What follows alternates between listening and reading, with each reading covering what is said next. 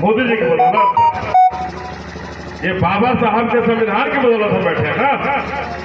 जब संविधान नहीं लागू था तो क्या हम कुर्सी पर बैठ सकते थे? हम आपके सामने माइक पर भाषण दे सकते थे? नहीं दे सकते।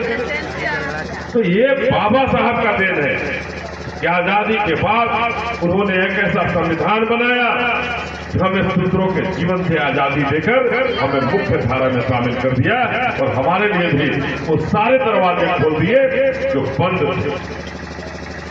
बाबा साहब को कभी स्कूल के अंदर नहीं बैठकर पढ़ने दिया गया,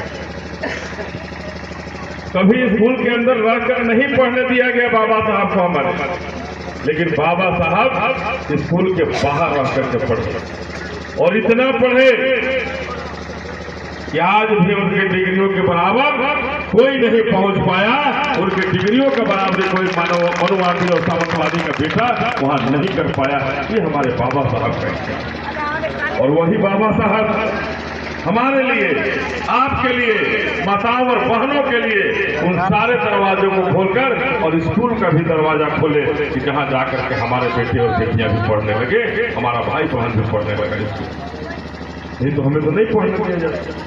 तो मैं कहना चाहता हूं कि वो लोग हैं जो कभी भी हमें अमन चैन से नहीं रहने दिए हैं, इसलिए बीजेपी वालों से होशियार रहने, इनसे होशियार रहने की जरूरत है।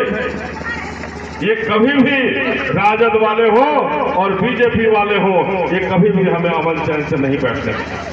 इसलिए मैं कहने आया हूं आपको कि अपने संविधान को बचाने का समय है, क्योंकि बीजेपी के लोग तो लग गए हैं कि 400 पार लाइए और संविधान को हम बदल देंगे। आपसे पूछने की जरूरत है।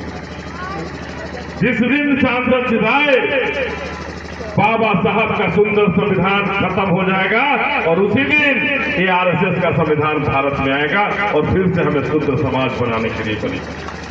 फिर से हमें बैठने पर पाबंदी लगेगी, बाजार जाने पर पाबंदी लगेगी, नौकरियों में पाबंदी लगेगी और कहीं के भी हम नहीं रहेंगे।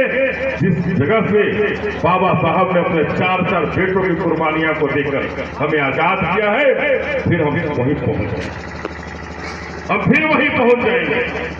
तो बाबा साहब की कुर्बानी जाया जाने देंगे? जाए देव जा, तो इसको समझने की जरूरत है। बाबा साहब ने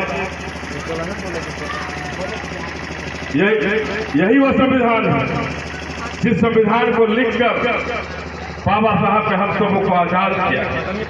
यही वो संविधान है जिसको लिखकर हम सबों को नौकरियों में भेजा है।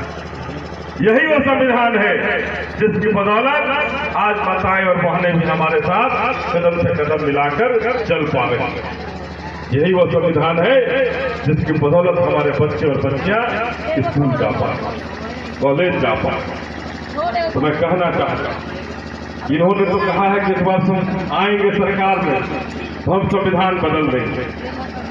हमने कसम खाया है, हमने संकल्प लिया है कि बाबा साहब का संविधान जिंदाबाद रहना चाहिए। इसके लिए अनिल को जितनी गोलियां खानी होगी खा लेगा, लेकिन जिंदा रहते इस संविधान को बदलने नहीं देंगे। मैंने इस बात का संकल्प लिया। क्या हम अपने कैथर